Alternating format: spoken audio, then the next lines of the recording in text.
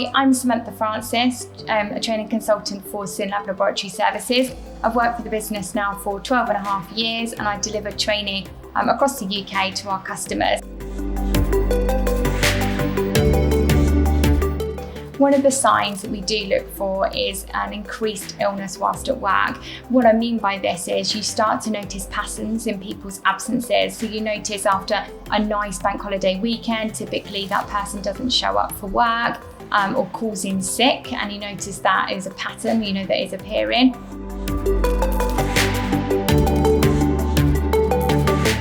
The other sign and symptom we can look for is a general lack of interest in work. And what I mean by that is typically an engaged employee that's always reached their targets, really a good worker, suddenly becomes disengaged in that work. They're not achieving what they used to achieve. They're not achieving those targets. Now, it could be that, simply something is going on at home, for example, but it could be that actually there's more to this.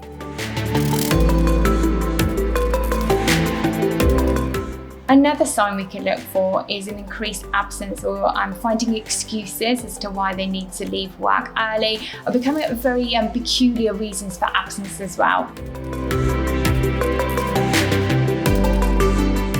Another sign we could look for is agitated behaviours when working in a group. So normally, again, in a very engaged employee, somebody that gets on really well, with their work colleagues, suddenly becomes disengaged with those work colleagues, very agitated, very nervous around them. Another sign we could look for is taking on more work than they normally would.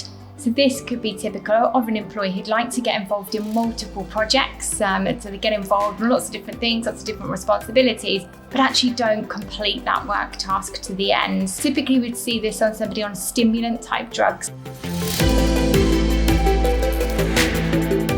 So the increased use of hand sanitizer is another sign and symptom that we could look out for. I know during the COVID pandemic, we were all told to sanitize our hands on a regular basis, and there was lots of hand sanitizers within workplaces as well as other areas.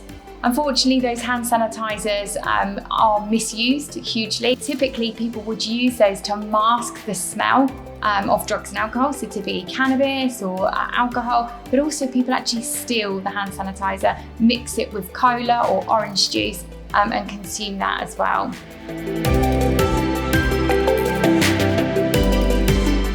So summary of signs and symptoms.